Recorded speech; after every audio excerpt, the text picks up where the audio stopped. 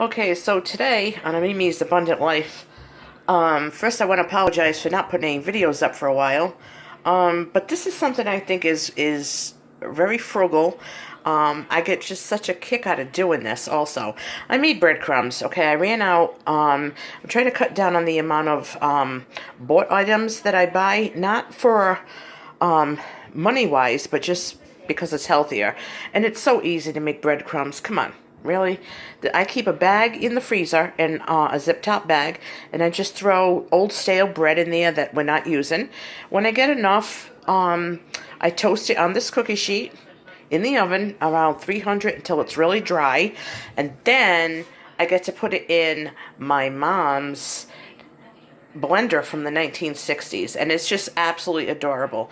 I have another container that I'm going to get out to show you. Let me see. Here it is here. Just getting it out. I have to get another container because this is rather large. But it's just something to put it in for now. I'm going to add my own seasoning, salt, pepper, a little bit of oregano, a little bit of basil, and I've got some flavored breadcrumbs. So this is absolutely... I love this blender. I like to do it in small bits first. And then I just dump it in here. And then I'm going to add some more bread. You don't have to break it up too small, but... So, I mean, why are we paying for breadcrumbs? I mean, think about it. They're crumbs. So sometimes you just got to use a little ingenuity and do things yourself.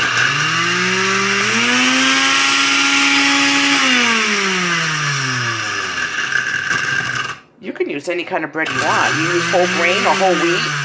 Whatever bread you use. I make my own croutons. I've been making my own breadcrumbs.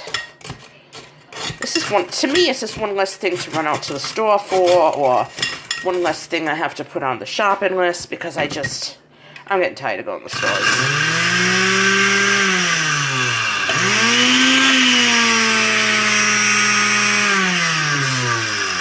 Every once in a while, every once in a while you just push them down. And the smaller you break, the better that they'll crush. And that's it.